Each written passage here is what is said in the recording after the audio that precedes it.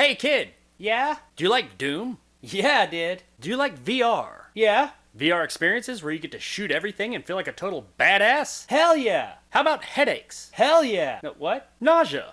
Wait. Vomiting? Wait a minute. Vomiting? Sickening technical issues that persist a year and a half after original launch? No, I'm not really. Then I've got just the thing for you. No, I don't think I'm really ready for this. Take it! Ah! What the fuck?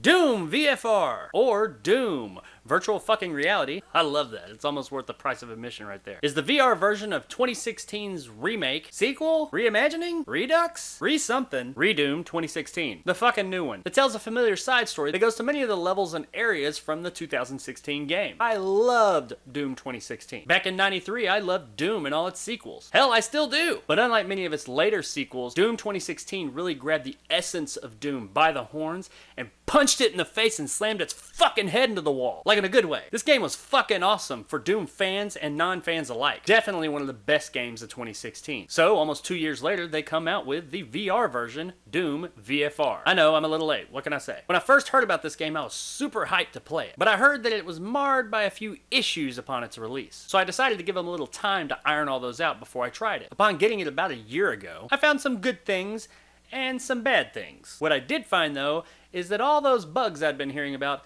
had not been ironed out yet. So I left it sitting in my library for a while and gave them some more time. I'm a fairly patient guy. So here recently I busted it out again. So what did I find? Have all the technical issues been fixed? Is Doom VFR as awesome as Doom 2016? Is it the best fucking virtual reality game ever made? I can answer that last one right now. No, it's not. But let's talk about those other things. First, the good. Much like the 2016 game it's based on, the game has great graphics. The environments, the monsters, the weapons, everything here just has great detail. It looks fantastic and is really nice to look at. The sound is awesome as hell too. Much like the graphics, it's pulled directly from the 2016 version. So if you played that one, you know exactly what to expect from the visual and audio side of things. It does not disappoint in these departments. It's great. The story is more or less what we expect out of a Doom game at this point. It's pretty thin and it's just enough to get you from level to level. And in some games that is a deterrent. But in Doom, where the gameplay is the main focus of the game, a thinner story is forgiven a bit because the gameplay makes up for it so much. It's more or less a side story to the original game, where they really just took some areas and some levels, chopped them up, moved them around a little bit, made you a different character that you really can't tell because it never really shows you and you don't really say much. And you go through these levels ultimately trying to close a portal. It all takes place right before the 2016 game story starts, so I guess technically it's a prequel. But nobody really cares about the story of Doom. It's Doom guy, bang bang bang, kill lots of monsters, save the world. Well, over the years, Doom has developed this overarching story. The story's never really been the game's focus, with the exception of part 3, but we're not going to talk about that. It's always been the gameplay, and that is where Doom excels almost every time. The motion controls in the game are pretty damn good too. Now originally they only supported the trackpad, and you didn't have free locomotion. It was all teleportation. This was something I really wasn't happy about originally, but since that original purchase and I gave them some time to work out the bugs, they've added in more locomotion control options, and I am so happy to report that they included the option to use thumbsticks. For the most part, the controls are pretty intuitive and work great. Weapon selection is a little wonky sometimes, but it's not game-breaking or anything. The only thing that's really missing here is a jump button. There's no way to jump in the game. You do have teleportation even when using free locomotion, so I guess this effectively eliminates the need for a jump button, and maybe it's just my old school sensibilities, but I really miss the jump button. It might not be needed, but I kind of wish there was an option there either way. Not game-breaking, but it is missed. Overall, everything does what you feel like it should do and works the way it should. You point gun,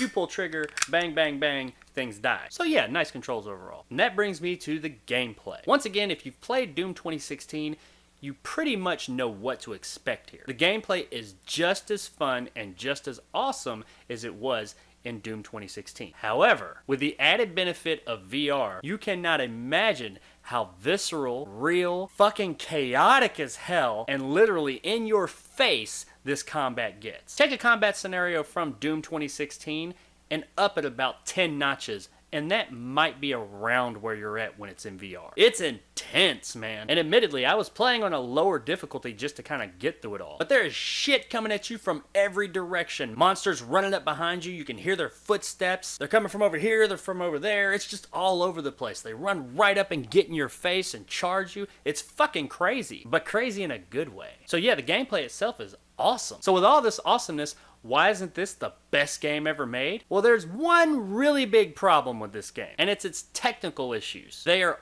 all over this game. This game is buggy as shit. This was one of the complaints I heard when it first came out. And of course, through updates and patches and all that, I expect them to fix most, if not all of that. This is also a Bethesda game, and honestly, I kind of expect a certain level of bugginess with Bethesda games at this point. That's okay sometimes, because their games typically tend to be so good that they eclipse any technical issues that could possibly derive from the fun. But Doom VFR has some major issues, mainly in the optimization department. This game stutters a lot. Now granted, I'm not running the beefiest rig in the world. It's no slouch, and there's not anything I can't run, but I'm not running a 1080 Ti or any RTXs or anything like that. And even on the lowest settings, there are tons and tons of hitches and stutters and glitches. And it's not even the frame rate. It's like the game itself is hitching up as it moves. And when it comes to VR, stutters and hitches are like fucking kryptonite. When you're moving your head all over the place, and what you're seeing is stuttering all over the place with you, that is a great recipe for making yourself sick as shit and puking everywhere. The game doesn't always do it,